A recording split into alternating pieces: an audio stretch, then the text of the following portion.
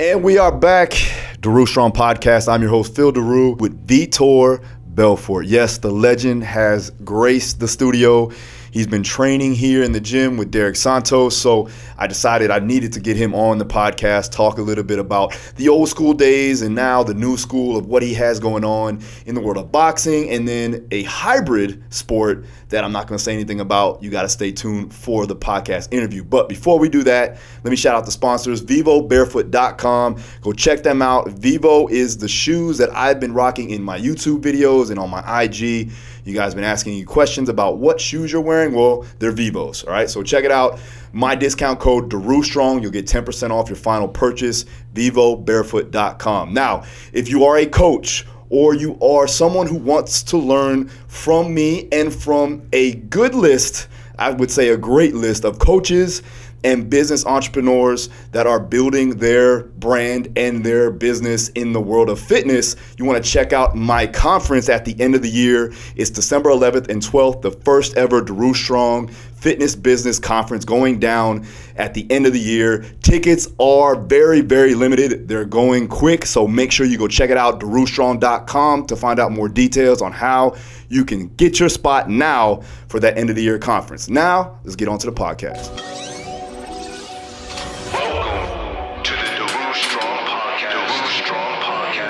Let's go. Mind over matter. Put your mind somewhere else and keep going. That little voice in your head is trying to stop you from getting to where you want to be. Be successful and keep moving forward. With your host and world-renowned strength and conditioning coach, Phil Daru. All right, so thanks again, Vitor, for coming in and blessing me with your presence. This is a man that needs no introduction, so I'm not really going to get all into that. But I did want to go over your background story. I think that we haven't been able to do that. Like, we've been seeing you from since you were young in the UFC and now boxing, right? Yeah. So, like, I really want to get down to, like, what started you off in the sport of combat sports, and now, you know, traveling through into now you're still prevalent, you're still fighting, and you're still training. I see it in the gym every day. Yeah. So let's go over that a little bit. So sport has always been part of my life. You know, my father was a volleyball player. Mm-hmm. He played for the Brazilian championships. Mm-hmm. He was a world champion. He was an Olympian. Mm-hmm. In their time, you know, volleyball was not big like it is in Brazil, but this generation was the one who paved the way. Mm-hmm. So I remember my dad put me in a lot of different sports, say, this sport is good for you to do this sport is going to do this. So he was very smart. And you know, my mom put me to swim. You want to do gymnastics, he's going to give you. So he was kind of, in his mind, my son's going to be an athlete. And he kind of, in his mind said, I want my son to become a tennis player. Mm-hmm. Because tennis not just pays you well, but is a great sport. Sure. So I was very good in tennis, so I was very good in soccer. Mm-hmm. And all my friends, they went to pursue the soccer. They become the best on their position. Yeah. They play for the Brazilian championship. Oh, wow. They become world champion. So I was always introduced into and I remember judo was the martial arts to teach you respect, confidence. Mm-hmm. And I remember going to a tournament in judo, and a big kid hold me up, and I was so frustrated. Yeah. You know, he was kind of hold me on the judo position. Yeah. And I said, man, that's not right. I could not move. And then with 13 years old, I was introduced to jiu-jitsu. Mm-hmm. The boyfriend of my mom said, you know, you're very athletic. You become a great jiu-jitsu player. So I went to start training jiu-jitsu. And first, everyone who starts jiu-jitsu is frustration because you go very athletic, but you don't know the moves. Yeah. And I mean, I started learning, evolving, and I become very good at jiu-jitsu. So at the age of, in 1 year, I became very, very, very good. And I mean, the eyes of Carson Gracie came to me. You know, they brought me to Carson with 13, 14. I was already, you know, and I was doing all this kind of sport. And I was a champion in bicicross, you know, mountain bike. I was a Brazilian champion in different all the sports. So I was always traveling around playing tennis. Gustavo Kuerten, he was the #1 tennis player in the world one time. And he was the guy that 1 year older than I. So I was there, and I said I was very aggressive for tennis. Sure, And, I could imagine. and then the coaches are saying, no, this is the future of tennis, being aggressive, and they putting the ball on the court, and I playing ball, and I want to finish. Yeah. So I always have that kind of instinct in whatever I do, like playing soccer. I want to finish. What's the purpose of that sport? Sure. Soccer is to score a goal. If I'm a defender, nobody can score a goal in my goalkeeper. Yep. And if you're a tennis player, you have to finish, 6-0. That's the mentality of it. So it was very easy for me to translating and becomes the fighting, because the fighting I don't need a racket. So my dad was not a wealthy, so I never had access to my dad worked so hard to give me this and that. But tennis, you always need traveling, you need good racket, you need good training. And fighting was very street for me. Like, you be exposed, you be around the best, and soon enough you become part of the gang, and your craft will stand out. So boxing was something I was introduced in a very early age too, because of where I live. The jiu-jitsu was the kind of, because back then they don't have MMA. It was vale tudo. It was like everything goes. So what part of Brazil? Rio. Rio. Oh, yeah. So it was the birth of everything. So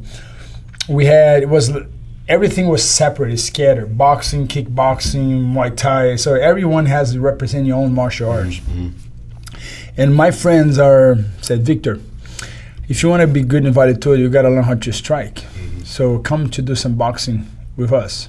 So he took me to do some boxing, and I remember the Brazilian champion boxer was there, and I was a kid, and he started, hey, put a glove, and I was working with him, and I throw him a left cross, and he got dizzy, and I was a kid. The guy is adult. Say, are you kidding me?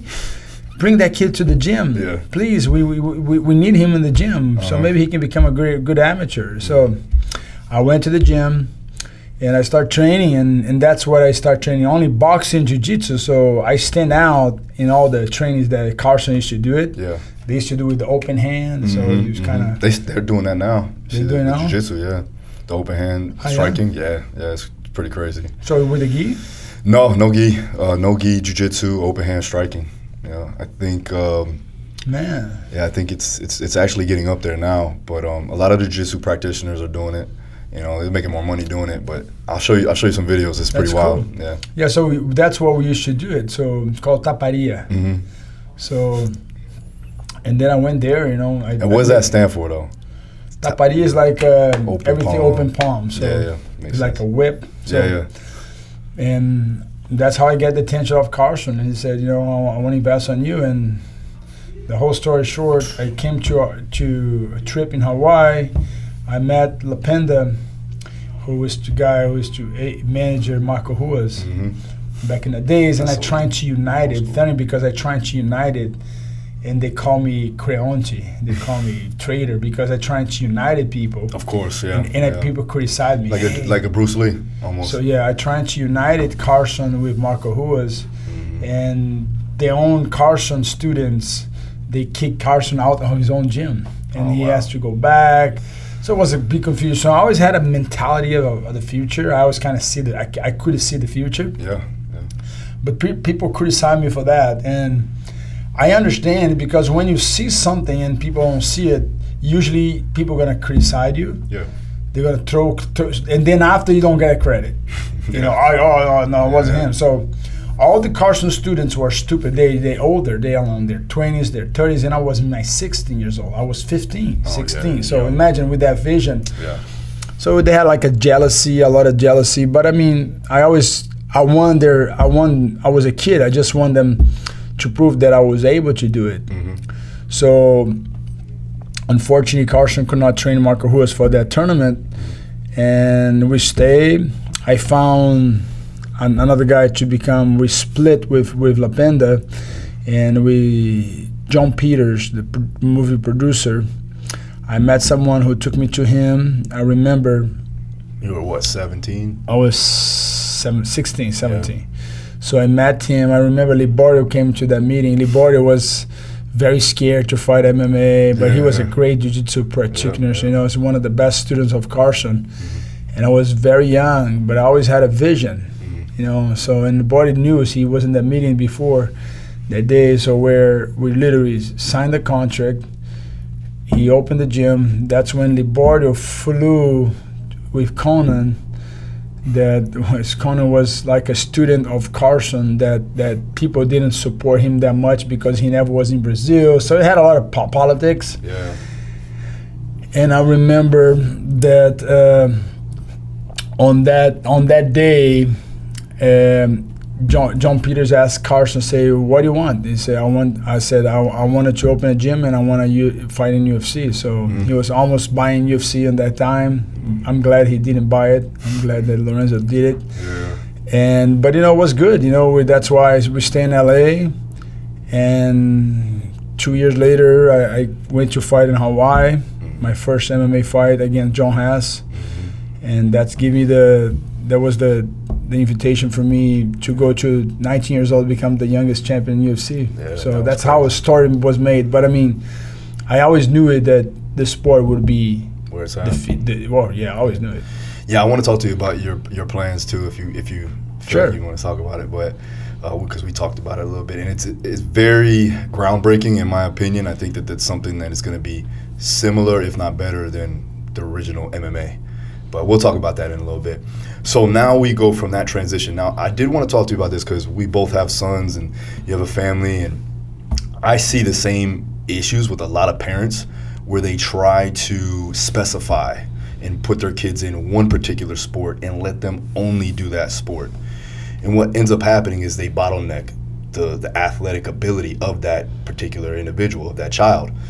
And it doesn't allow them to get that full body of work, where it seems like you guys were ahead of the curve then, because a lot of, like, we look back at the old Soviet Union, they had those kids doing everything, right? And then they picked out, okay, what was their... Depending on the size, depending on the ability of what...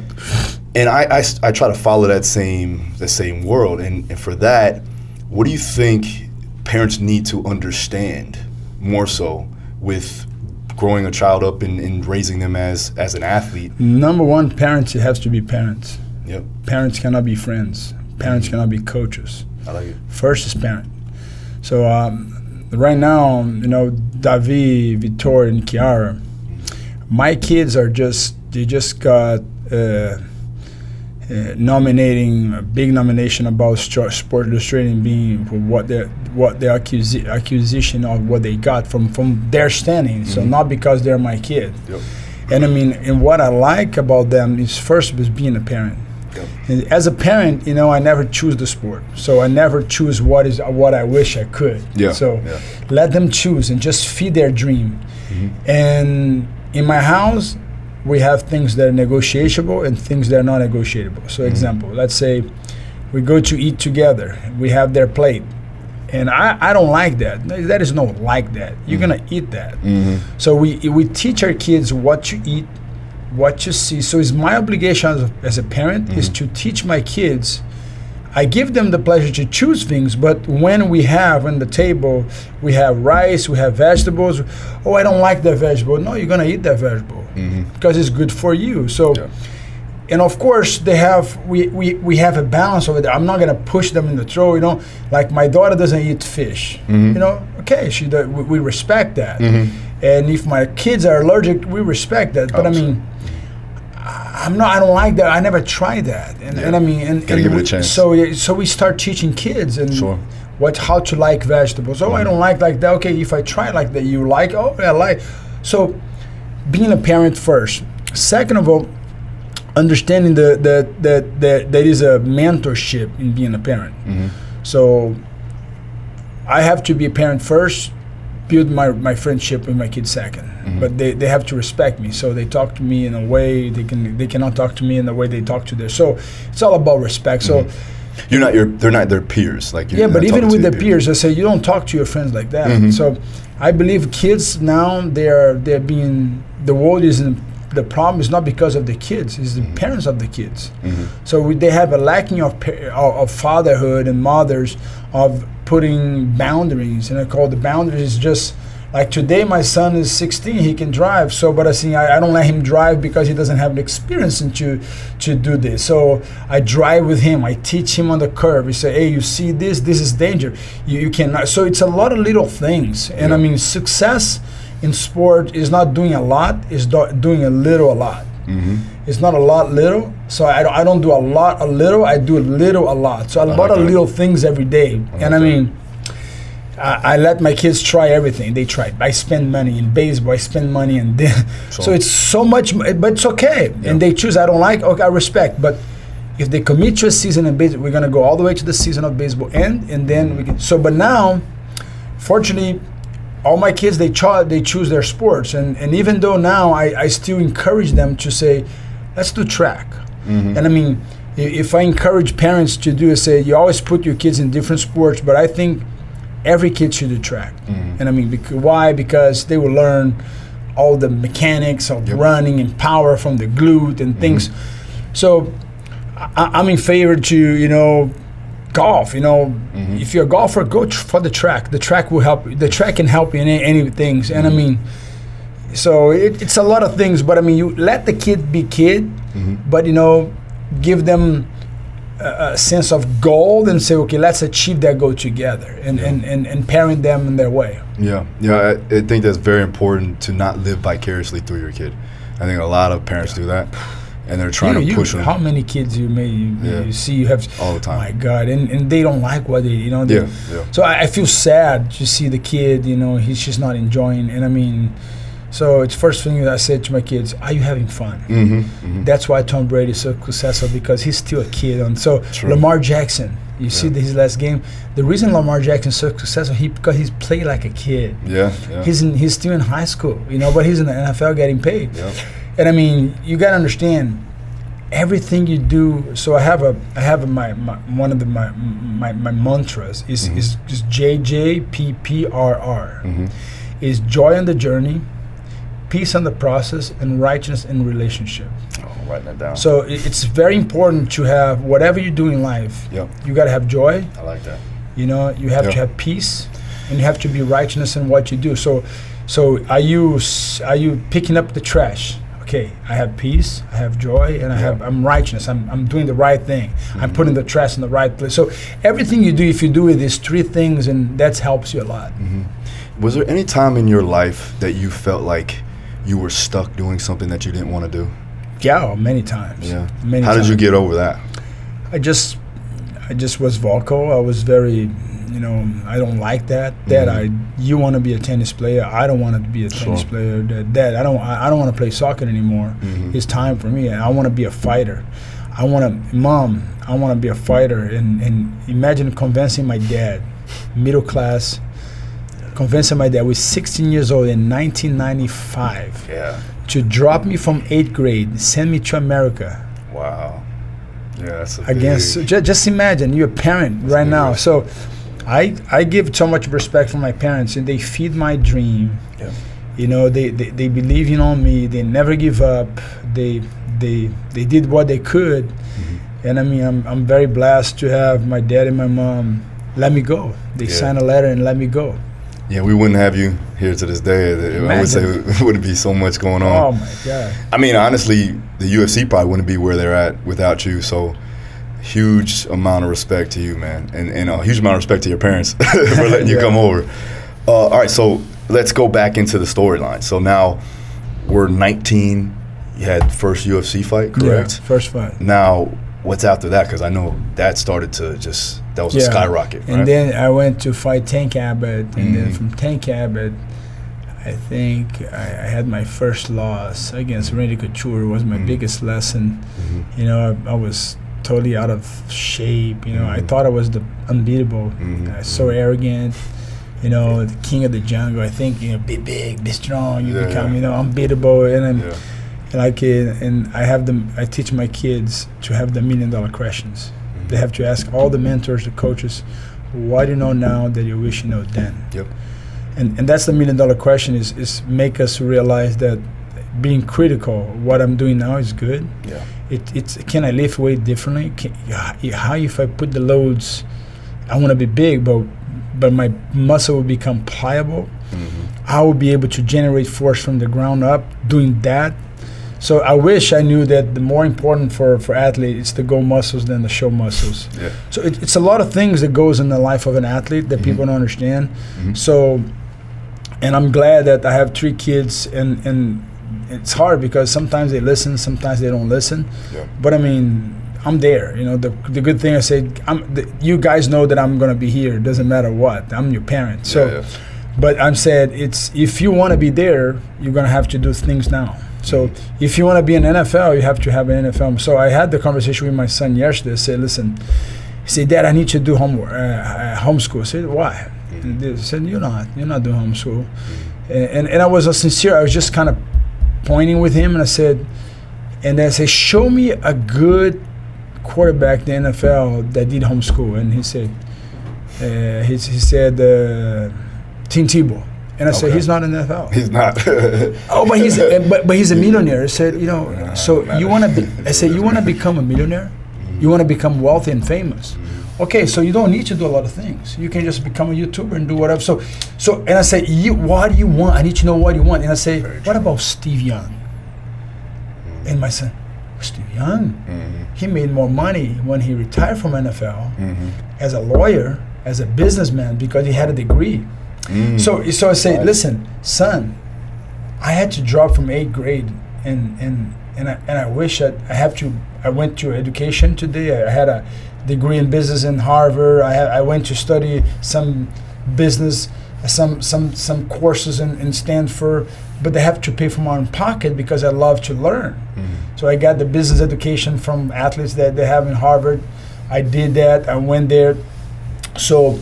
And I say, son, I wish I could have someone pay for my education. And what about now? You as in a high school, you can become a millionaire before you go to the NFL. And I say, how many kids you think gonna waste their career in college because they're gonna make so much money? That's the problem. So when you make the money, what do you do with the money? So you don't want to become a millionaire. You want to have wealth so you can do something now. So wealth only good if I can do something with my wealth. Because if I have all the money in the world and I'm not doing anything that changes the environment that I'm living, so why you think I'm open the gym? Why you think I want BFL to go? Because I want to change people's mentality. I want to make the fat person work out. I want to make that person that will never touch becoming, so how I can punch. So my dream is you got to have a purpose.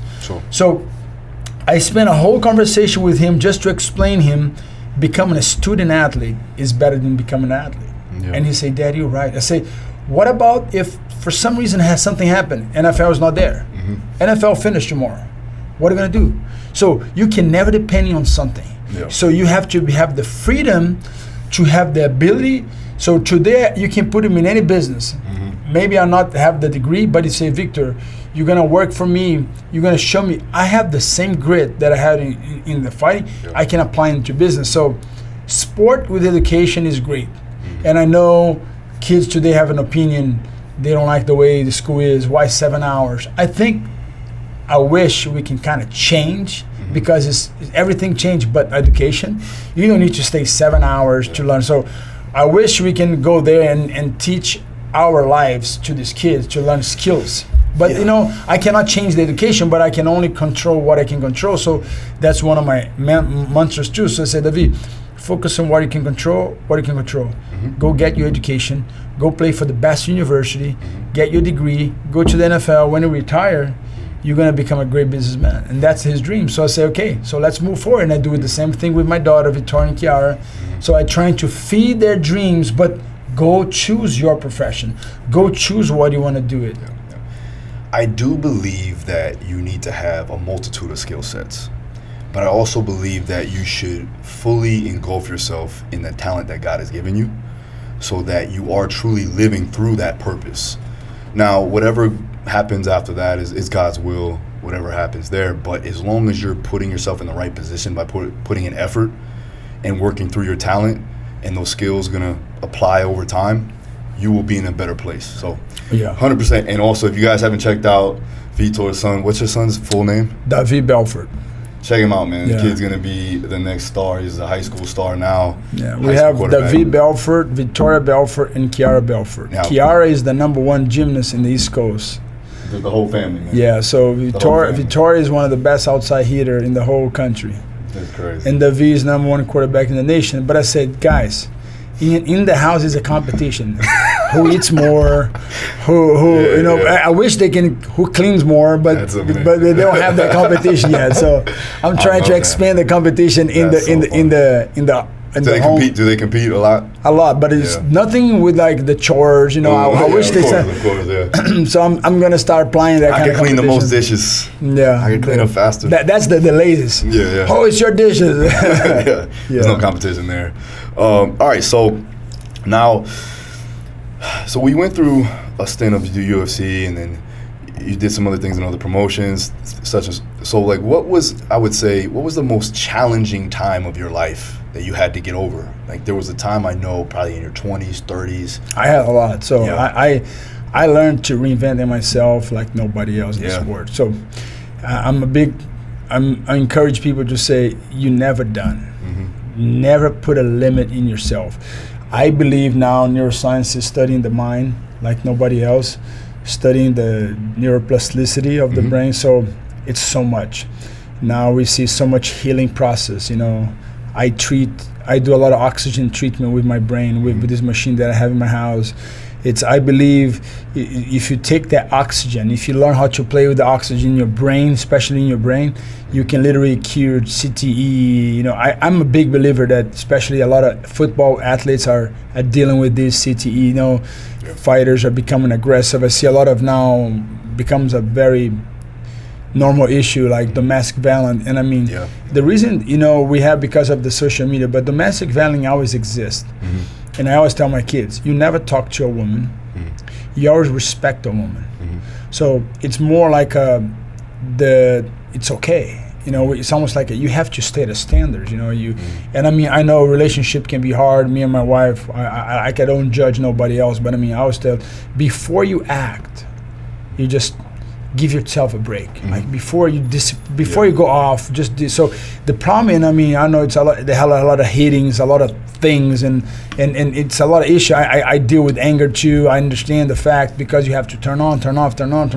So sometimes you do something, and you doesn't mean it, but everybody sees in you an athlete, or you're a football player, or you're a fighter, or whatever, you're a businessman, and you become aggressive in a way that people see, oh my God, this is a domestic violence. So, but the reason why we have that is because the lack of oxygen, the lack of thinking. So the mindfulness, be able to focus your breathing, your diaphragm, put oxygen there, and don't react, in anger. And I think that's why kids are having problem. It's not about just getting hit. Kids shooting in the schools, and everybody's reacting different now. Why? It's because we have a shift in the world. Example, the name is the same, love, but now they have a lot of ways of love. You can love like that. You can love like so. Love is love. I have to love is you stick with the words. What's the words?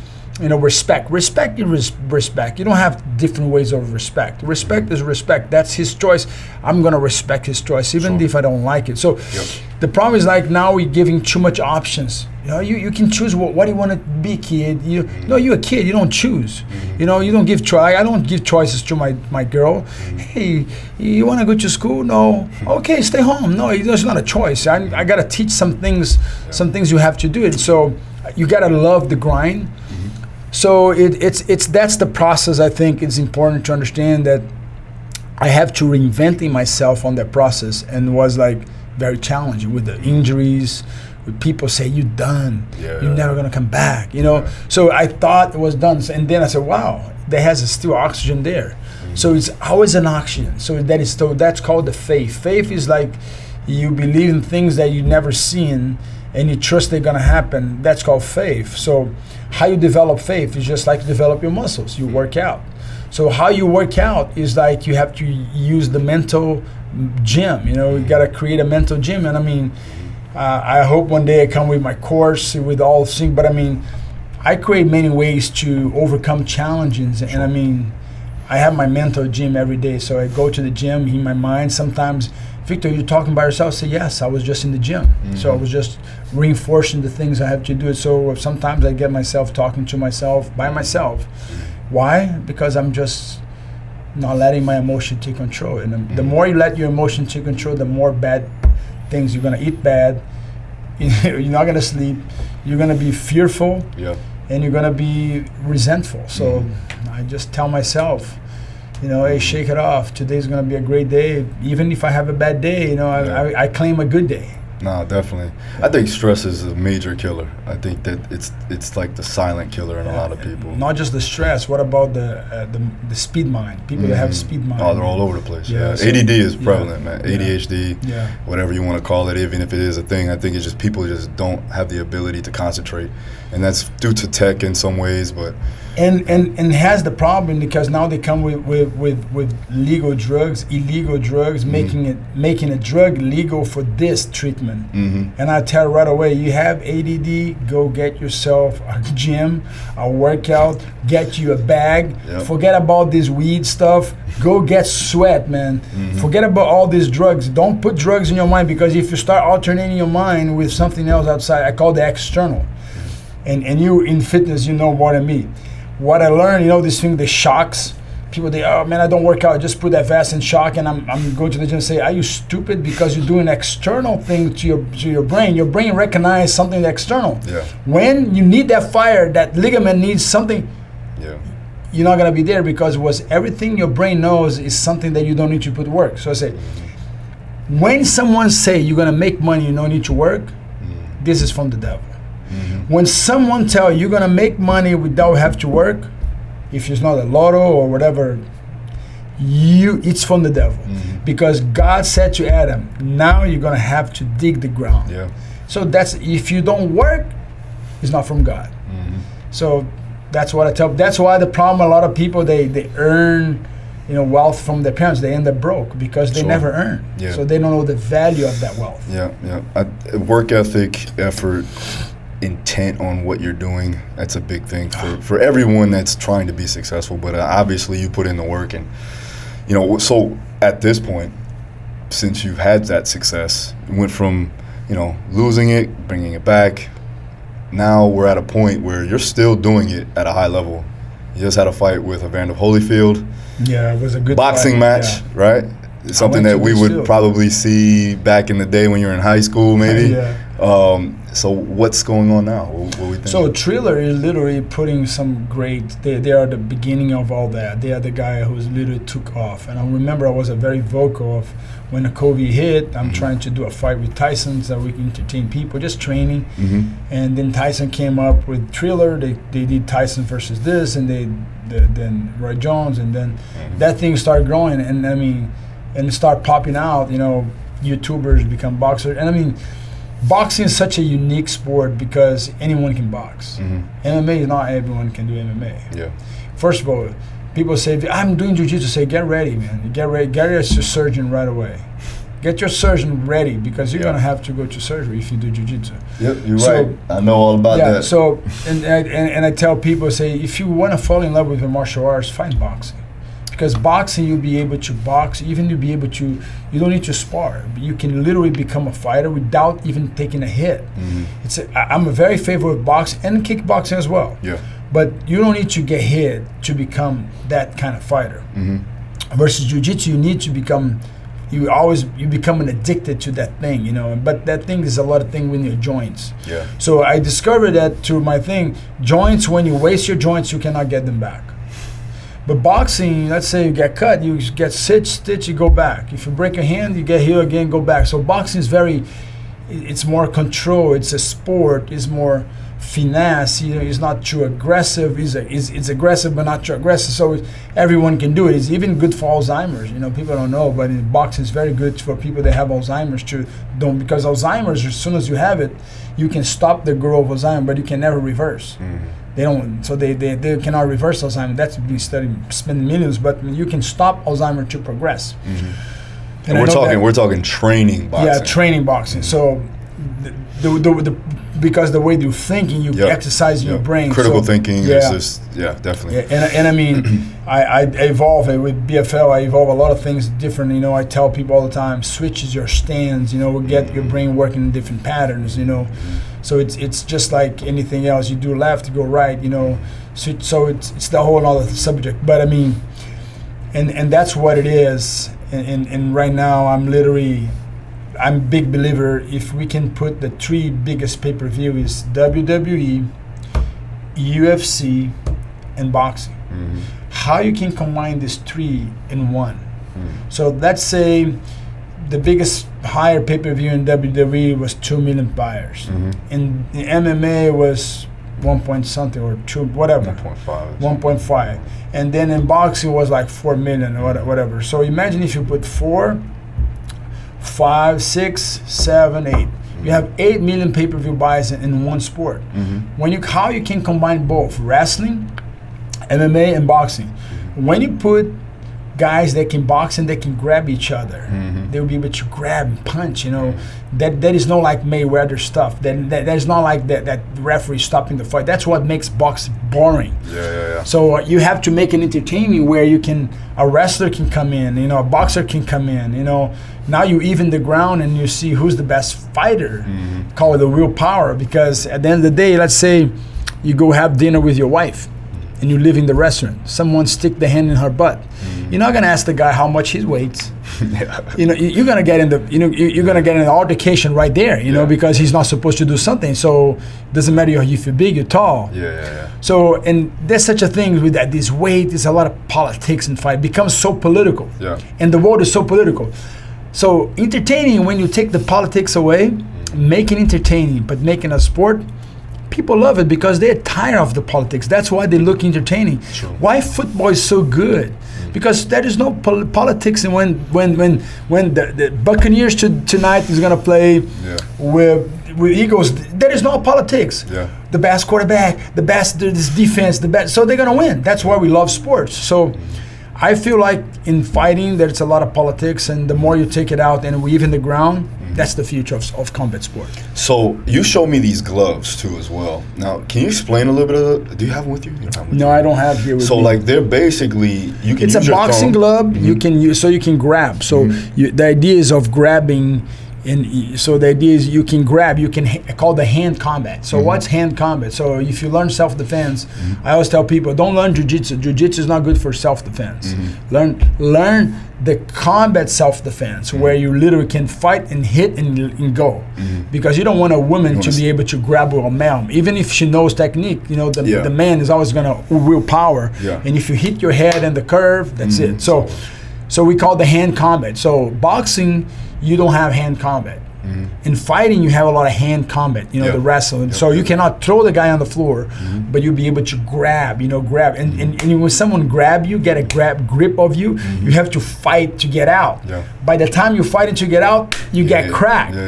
That's the fun begin. That's what the fans going to say, oh my God, so now, one punch turned the fight away. So that is no more that's just the skills of combat. So we even the ground, if boxers wants to make money, real money, I mean, 8 million pay-per-views, 4 million pay-per-views, we're talking, they have to cross over. And boxers never going to go back to MMA, and MMA fighters going to boxing. But now, I think I have the rights. I just defeat the biggest heavyweight in history.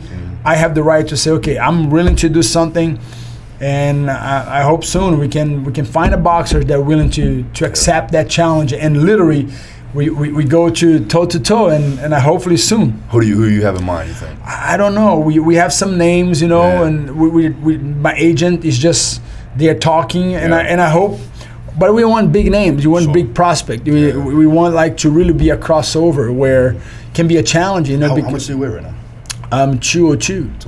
But like I said, I under 200 pound, over 200. I'm ready to. It's just 2A division on this on these rules. So let's not make simple. Under 200 pound, over 200 pounds. Love it. So because I go back to what I said. If someone mess with your daughter or you're not gonna say, hey man, you're too heavy. I'm sorry. Here's my car. We're gonna meet up, and when I want to make weight, no, you're gonna resolve right there. So why not give the fans what they need? You know. Let me ask you a personal question.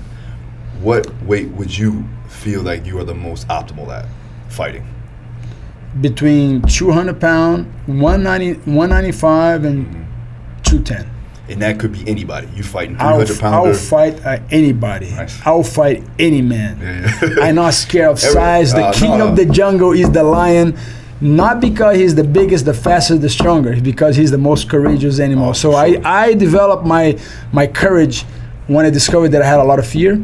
And I started developing my courage. Slowly by slowly, I developed my courage. So my courage now is so strong that I know with my hands, I'll be able to knock anybody out. Yeah, no, we know that. That's not even an issue. What I was saying was more so about function. Yeah. You know what I mean? Because like I said, I understood something called pliability, driving force. Yep. So why pitchers are not too big, too strong, how they can drive that ball so strong. Yeah. Hitters, football, how they can throw so far. Yeah. And that's the problem. I used to thought that if I'm bigger, I'm stronger, I'm better. No. If I'm the faster, if I'm the powerful man, I can be the best fighter. So sure. it's kind of that's my mentality right now. So I have to feel, and everybody has your own body type. You got to know what your best. Even like my food, I'm ready as soon as I finish. I have my snack. So I'm like the people say, how many times a day you train? I say I train 24 hours. I do. True. My mattress is all training. My pillow, my water, my Gatorade that I do my own self. I create my own this type of drink. So I do everything, and I love it, and I love to learn and to get better. And how can I? My thing is like, how can I reverse the clock? Because back in the days, 40 years old was young, but now 40 years old are old. But who told? It's the problem is what people put a number, people put a tag, and when your tag can never be my tag. You have your tag, you keep your tag. So I don't listen too much what they say. I believe that's a mindset too as well. A lot of times you got guys that are 45, 50 that look better than they do when they were 30, 20. So true. So it is definitely a mindset. And they have this preconceived notion that after 35 you're finished, especially in the world of sport. Yeah. Where it's totally false. And you're one of the guys that kind of dead to that. But I think it's just because all the political they want to renew, because the more the more age they have and the more they stay, the more money they have to pay them. So that's why the sport was created. That go back to politics. The sport is created to get rid of what is old because they can pay less. Yeah. So that's how not all the podcasts, but I mean, that's what sports politics is. They want to get rid of the old. So he becomes too much. Oh, he's costing too much money now. Let's fire him. Let's get another guy. Yeah. So it's cheaper. So no doubt. That's what it is. Well, I don't want to keep you. I know I want you to make sure you eat your meal, and we'll talk again soon. But if you guys don't know, go ahead and give them all your information, everything else that you need to. My information is simple. Is go to my Instagram, Vitor Belfort. My website of my gym is belfortlifestyle.com. You can train there anytime you want. We have 2 gyms here in Florida. One in Boca, in Glades and Turnpike. One in 441 in Wiles and Coconut Creek. It's fun. You're gonna come there. I hope this week or next week. Yes, sir. But my advice for you is, don't listen too much to the news. Make your own news, and the best news is the good news. Is the Bible. The good news is the best news I discovered, and that's what I was telling my kids. Read your Bible, because for years, the same thing happened in Sodom and Gomorrah is happening right now. It's the same thing. It's just now we have more ways of compound effect, like to grow. But the same things happen there, happen today. So my advice for you, the more you read the good news, the more freer you are, and the better you can become for those around you. Start with your family, and then with your neighbors, and then you can change the world, because we need you tomorrow. We need you. All right, I'm going to end it right there because that was perfect. Thank you again. God bless you, man. Legend. God bless. Thank you. See you again next time.